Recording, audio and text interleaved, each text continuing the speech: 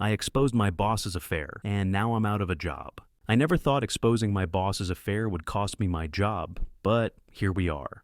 It all started when I stumbled upon some incriminating evidence on my boss's phone.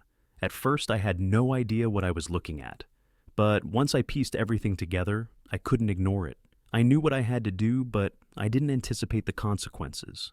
I thought I was doing the right thing, but instead, I found myself jobless, blacklisted in my industry, and completely blindsided. This is the story of how one decision changed my life forever. It all started innocently enough. At least, that's how I justified it to myself.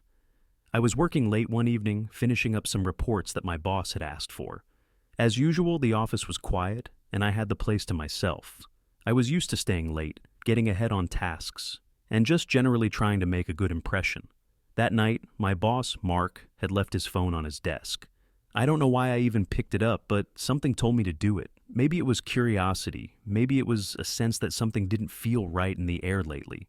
Mark had been acting distant, snapping at people, disappearing for hours during the workday without any explanation. The phone was unlocked, and I noticed a series of unread messages on his screen. Normally, I would have minded my own business and just kept working, but something made me scroll through. I was halfway through reading a message when my heart skipped a beat. It wasn't just a casual text. No, this was an exchange between Mark and someone I didn't recognize. The messages weren't work-related at all. In fact, they were extremely personal. They were about meeting up, planning a secret rendezvous. The language was affectionate, intimate, and something about it felt like a betrayal.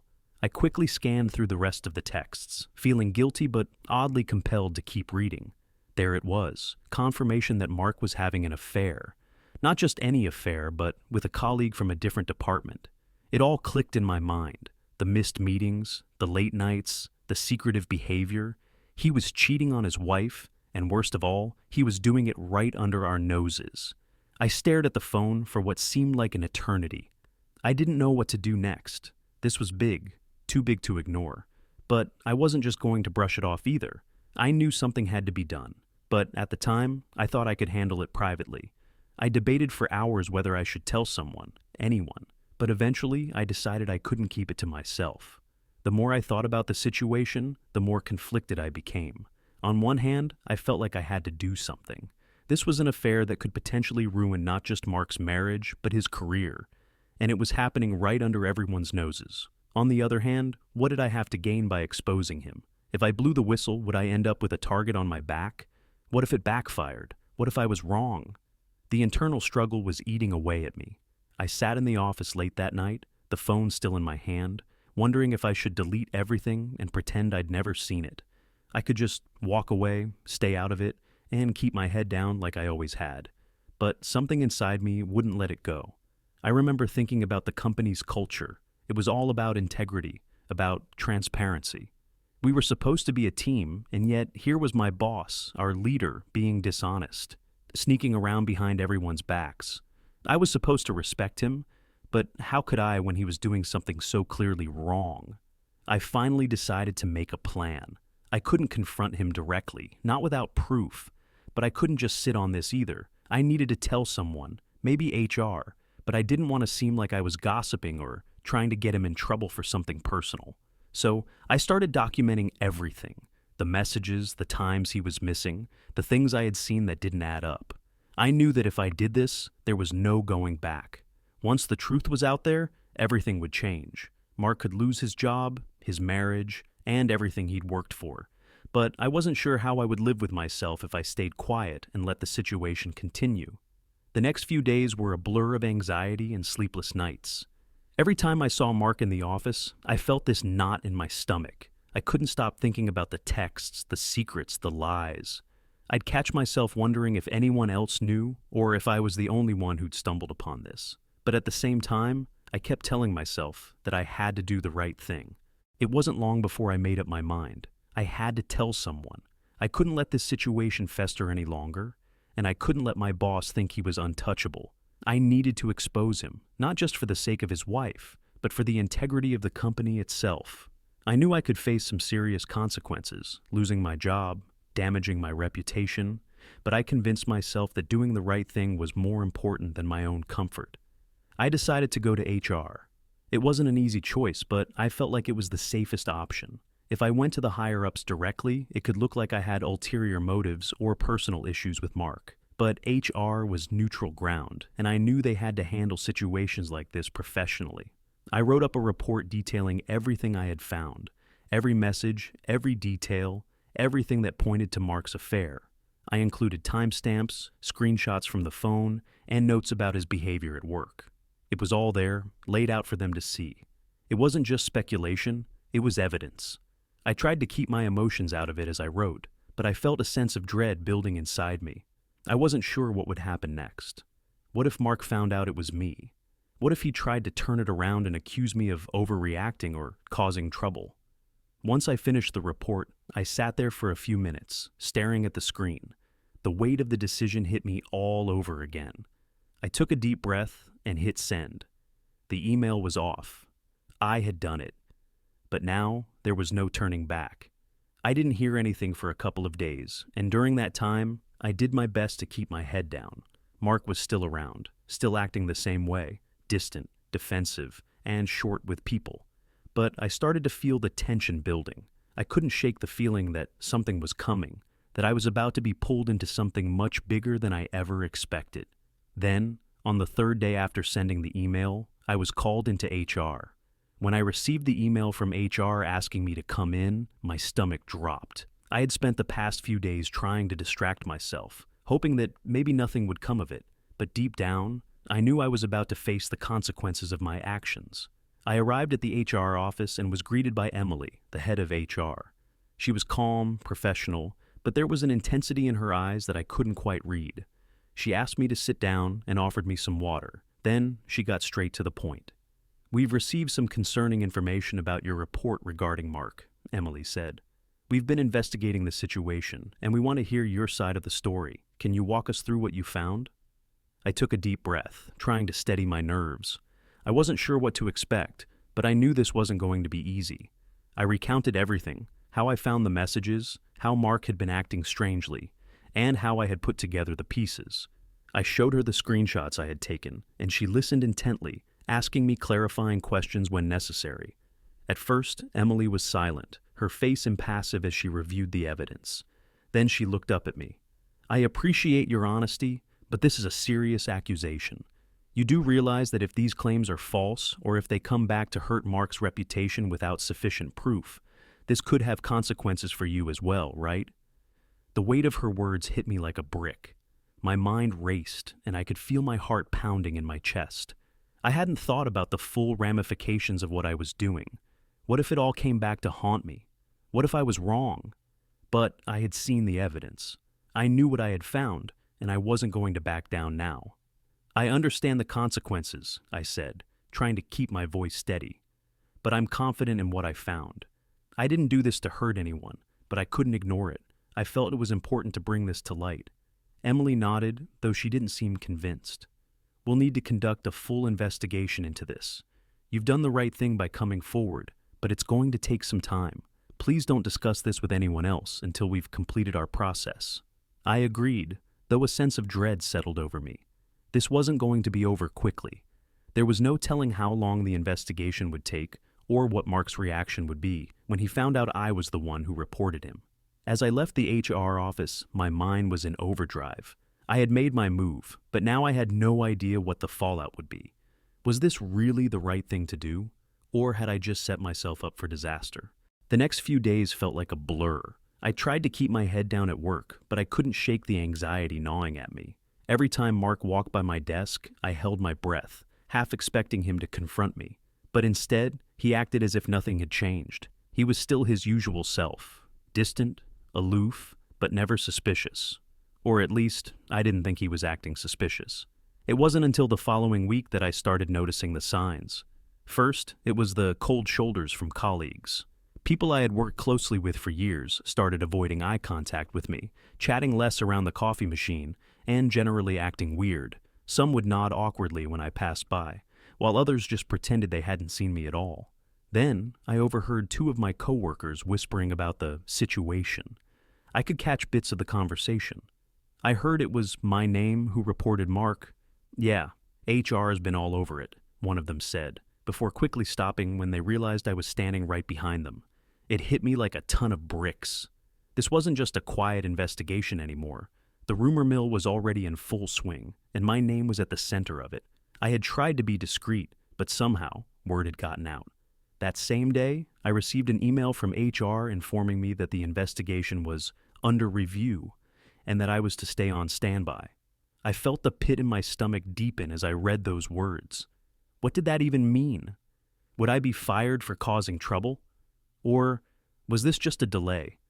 The uncertainty was maddening, and the longer I had to wait, the more it seemed like the walls were closing in around me. And then, just when I thought things couldn't get worse, I was called into HR again. When I walked into HR this time, the air felt heavier than before. The usual office chatter was replaced with an almost suffocating silence. As soon as I sat down, Emily's stern gaze met mine. I could tell this wasn't just another routine update. Something had changed. "We've finished our investigation," Emily began, her tone more serious than I had anticipated. "And we have some concerns that we need to address." My stomach twisted. I braced myself for the worst, expecting her to tell me that I was being dismissed for causing drama or stirring up trouble. But I didn't say anything, just nodded, waiting for her to continue. "After reviewing the evidence," Emily continued, "we did confirm that Mark was having an affair. The affair was with a colleague in another department, and it had been going on for several months. However, there are also some discrepancies in how the situation was reported. We've found that there was a significant delay in your action to come forward, and you didn't report it through the proper channels right away." I felt a surge of relief that they confirmed what I'd found, but it was quickly followed by a sense of dread. The last part of her statement stung. Delay? Proper channels? "I don't understand," I said, my voice tight. I went to HR as soon as I felt it was serious. I didn't want to make accusations without being sure, but once I had the evidence, I did what I thought was right. Emily looked at me for a long moment before responding. "Yes, but you also shared that information with several coworkers before coming to HR. And that is a breach of confidentiality. Mark's personal life is not for public discussion." I felt my face flush. So that was it. The real issue wasn't the affair, it was the fact that I had told people. I hadn't just reported it to HR immediately. I had been vocal about my findings, and in doing so, I had violated an unwritten rule: keep quiet until HR makes its move. I opened my mouth to argue, but Emily raised a hand. "Before you say anything, let me finish," she said, her voice calm but firm. "We also found that Mark had been under a lot of personal pressure. While that doesn't excuse his behavior, we understand the situation is complicated. We're taking this into consideration." I could barely process what she was saying. Complicated? This wasn't about pressure or personal struggles. Mark had a wife, and he was betraying her trust. That wasn't something to be softened by excuses. But as I sat there, I realized that this was about more than just right and wrong.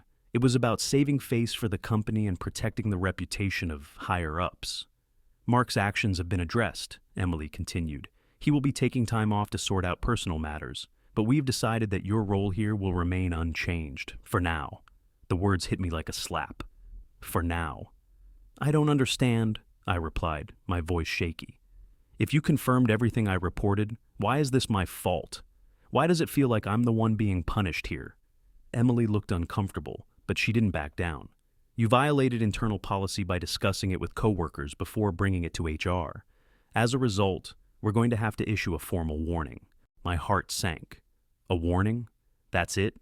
I had just exposed an affair involving my boss, and now I was being slapped with a warning for following my conscience? It didn't make sense. Before I could say anything else, Emily stood up, signaling the end of our meeting. "I want you to think carefully about your actions moving forward. This company values integrity and confidentiality. I trust this will be a learning experience for you." I left HR with my head spinning. I couldn't believe what I was hearing. The aftermath wasn't just about Mark's affair. It was about my career being threatened for doing the right thing. The words "learning experience" echoed in my head as I walked back to my desk, feeling the weight of the situation like a heavy cloud over my head. Would I even have a job much longer? The formal warning was only the beginning. I had thought things might settle down after the HR meeting, but in reality, it felt like I had stepped into a pressure cooker. I didn't expect to be welcomed back with open arms, but I certainly didn't anticipate the level of hostility that followed. It started subtly at first. My colleagues who used to be friendly with me began avoiding eye contact. Small talk became awkward, and it was clear they were talking behind my back. I overheard whispers in the break room about the whistleblower and stirring the pot. I tried to brush it off, telling myself it was just office gossip. But the atmosphere in the office had shifted. I couldn't walk into a room without feeling like I was being watched, judged. The energy had changed, and it was palpable. The real kicker came when I got an email from the CEO. It was brief but direct. We've decided to move forward with restructuring your position. Given the recent circumstances, we believe it's best for both parties that we part ways. You will receive your severance package and an exit interview shortly. We wish you the best in your future endeavors. My breath caught in my throat. Restructuring? Was this really happening? I had just lost my job for doing what I thought was the right thing. I sat there, staring at the email, unable to believe what I was reading. The more I thought about it, the more it sank in. It wasn't just about the affair anymore. It was about me standing up to authority. I had exposed something that the company clearly didn't want to deal with, and they were making me the scapegoat. I immediately went to my manager's office to get some answers. The conversation that followed was the most surreal one I've had in my career. "Can you explain why I'm being let go?" I asked, trying to keep my voice steady, even though my emotions were running wild. My manager, who had been quiet through all of this, finally spoke up, his tone apologetic but cold. "Look, I know this is tough, but HR had their reasons. They had to protect the company's image. You didn't follow the proper channels, and now the company's reputation is at risk. It's not personal, but we have to make difficult decisions." I couldn't believe what I was hearing. It wasn't personal. Everything about this situation had become deeply personal. I had done what I thought was right, and I was being punished for it. Mark's affair was one thing, but the way they were treating me felt like a betrayal. They were protecting him, and I was the one being pushed aside. I did the right thing. I exposed something that was unethical, I said, my voice rising slightly. How is that not personal? How is it fair that I'm the one who loses everything? My manager sighed, clearly uncomfortable. "I understand how you feel, but you have to understand the position we're in. The company needs to protect its interests. We all have to make sacrifices." I stood up, my hands shaking with anger. "Sacrifices?" I repeated. "I gave everything to this company, and now you're throwing me away because I stood up for what was right." My manager didn't respond. He just nodded slowly, clearly at a loss for words. The meeting ended shortly after that, but the weight of it all didn't hit me until I was sitting at my desk, packing up my things. It wasn't just my job that I was losing. It was my sense of integrity. My belief that doing the right thing would be rewarded. It wasn't. It never was. As I walked out of the building for the last time, I had no idea what came next. My career, my reputation, my livelihood, everything felt like it had been shattered in an instant. The world I had known for years was gone, and all because I couldn't stay quiet about something that felt wrong. The days following my termination were a whirlwind of emotions. It felt like my entire world had been flipped upside down. I had always prided myself on being a good employee, someone who followed the rules, worked hard, and played by the book. But now, I was the one being punished for doing the right thing. I wasn't just jobless, I was blacklisted. Word had gotten around that I was the one who had exposed Mark's affair, and it wasn't exactly a badge of honor. The whispers from colleagues, the cold stares from people I thought were my friends. It was like I was being ostracized for my actions. I started applying for new jobs, but it felt like hitting a wall. I couldn't shake the feeling that my reputation was tarnished. Every interview seemed to end abruptly, and I was left wondering if they had heard about what had happened. It wasn't even about Mark anymore. It was about me being labeled as a troublemaker. Then, to make matters worse, I got a call from a headhunter. She was reaching out about a potential job opportunity, and as soon as I heard her voice, I thought things might finally turn around. But the second she mentioned she had heard some things about my previous position, I knew where this was going. "I understand you were let go under interesting circumstances," she said, clearly trying to keep things professional, but still throwing a vague reference to the scandal. "We have a few positions open, but I just want to make sure you're aware that our company values confidentiality above all else. I just want to be transparent about this." I was taken aback. This wasn't the standard way of handling things, and I knew what she meant. Her words were polite, but the implication was clear. You're trouble." I wasn't even given a chance to explain my side. I tried to reassure her, but I could feel the walls going up in that conversation. The call ended, and I was left with nothing. The weight of the situation started to feel unbearable. Not only was I unemployed, but now I had to deal with the social and professional ramifications of exposing my boss. I had no one to turn to for support. Even my closest friends and family were cautious. They didn't want to get caught up in the mess I had created, and who could blame them? But it wasn't just the professional repercussions that were getting to me. It was the way my own actions were being twisted. I had wanted to do the right thing, to help, to be honest. But now, I was the one who was suffering, and Mark was still walking around, untouched, with a temporary break from the company, while his affair remained swept under the rug. I had exposed his secret, but I felt like the one who had been exposed in the end. It wasn't fair. It wasn't right. But here I was sitting in the ruins of my own decisions, wondering what I could have done differently, or if I had any chance of rebuilding my life after this. Just when I thought I couldn't catch a break, something unexpected happened. I got a call from Karen, a former coworker who had worked in a different department. We'd never been particularly close, but we had shared a few casual conversations over lunch and had always gotten along well. I hadn't heard from her since I'd left the company, so when her name popped up on my phone, I was both surprised and wary. "Hey, I hope I'm not catching you at a bad time," Karen said when I picked up.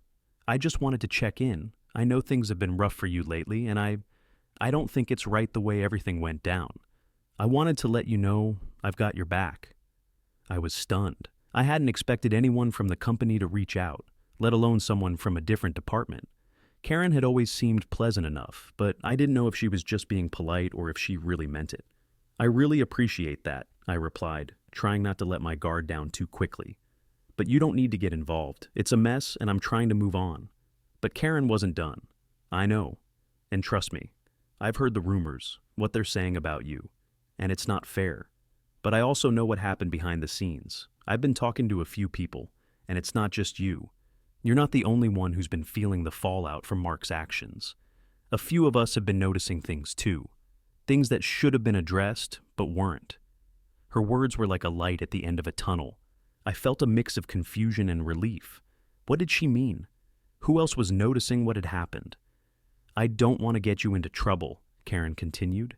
"But I think Mark's affair isn't the only thing that's been swept under the rug. I've seen some things that weren't right, and I'm starting to think this whole situation could go public, maybe even legally." My heart skipped. Was this really happening? Was I about to get some kind of backup, some support in the middle of this storm? "Wait, what do you mean?" I asked, unable to hide my curiosity. "You think this could go public?"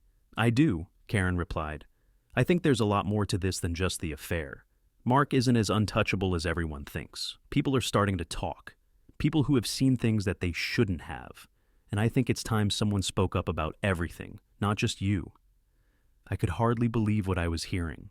For the first time in weeks, I felt like maybe, just maybe, I wasn't alone in this fight.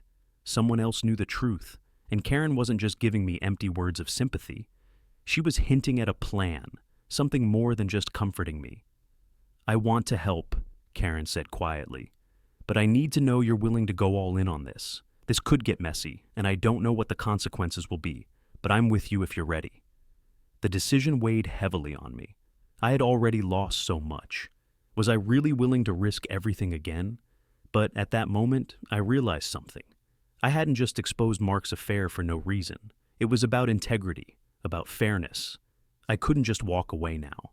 "I'm in," I said, my voice steady, though my mind was still racing. "Let's do it. Let's bring the truth to light."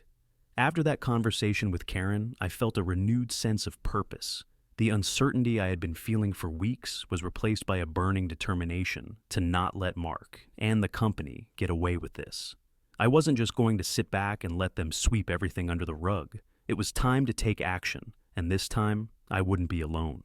Over the next few days, Karen and I stayed in close contact. She had been doing some digging, talking to people within the company who were also fed up with the way Mark had been running things, and it became clear that I wasn't the only one who had felt the impact of his actions. Karen was building a network of people who were willing to back me up, people who had witnessed shady behavior and unethical practices over the years, both from Mark and the higher-ups who had turned a blind eye. We gathered evidence together, piecing together what we knew. It wasn't just the affair anymore. There were financial irregularities, mismanagement of funds, and questionable decisions that had been made with zero transparency. It was becoming clearer by the day. Mark wasn't just a bad boss. He was a ticking time bomb for the company. One morning, we walked into the office together, our heads held high. The plan was simple. We were going to HR, and we were going to expose everything. We had the proof, the witnesses, and the determination to make sure this time the truth would come out. I won't lie, walking into HR felt surreal. The same HR office where I had been called in, humiliated, and told I was being punished for doing the right thing. But now, I was walking in with the truth, and I wasn't leaving until everything had been laid bare. We asked for a private meeting with the HR manager, and when we finally sat down, we didn't waste any time.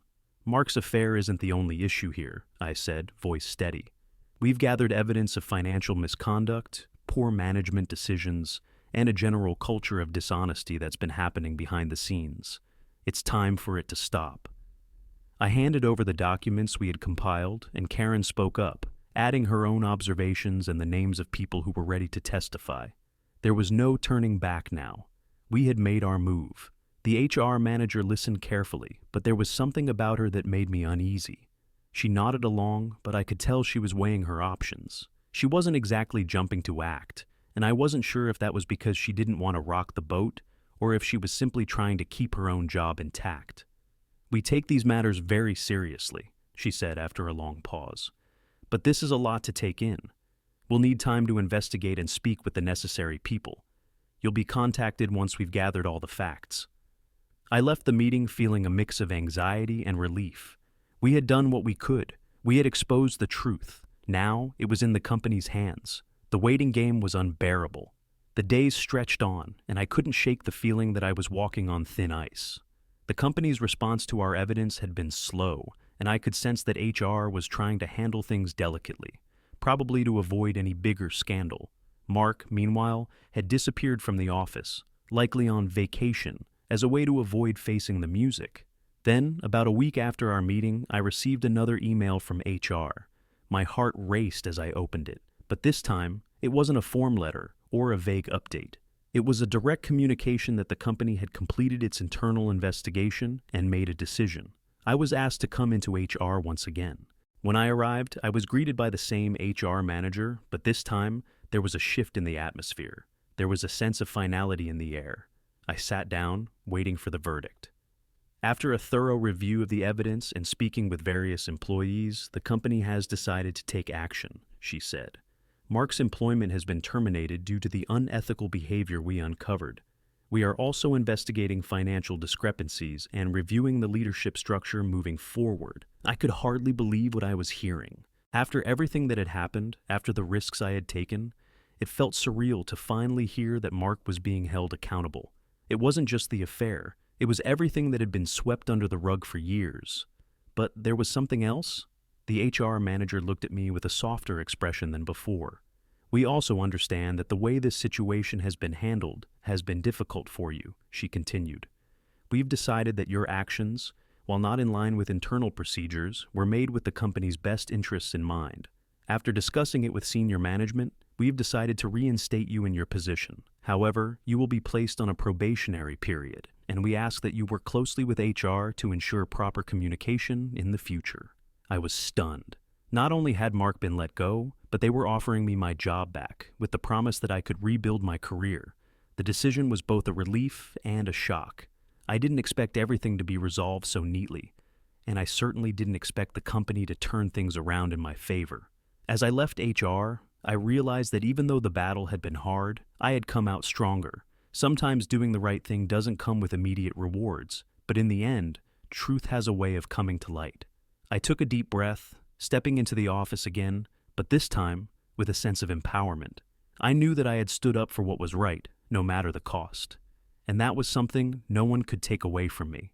So, after everything that happened, losing my job, exposing the affair, and facing the consequences, was it worth it? In a way, yes. It wasn't easy, and it wasn't without sacrifice, but it reminded me of something important. Standing up for what's right isn't always the easiest path, but it's the one that brings you the most peace in the long run. What about you? Have you ever been in a situation where you had to choose between doing the right thing and protecting yourself? How did you handle it? I want to hear your stories. Let me know in the comments, and let's talk about the real-life challenges we all face when it comes to standing up for what's right. If you like this story, don't forget to like, share, and subscribe for more. Stay tuned for the next one, and remember, sometimes doing the right thing isn't easy, but it always pays off in the end.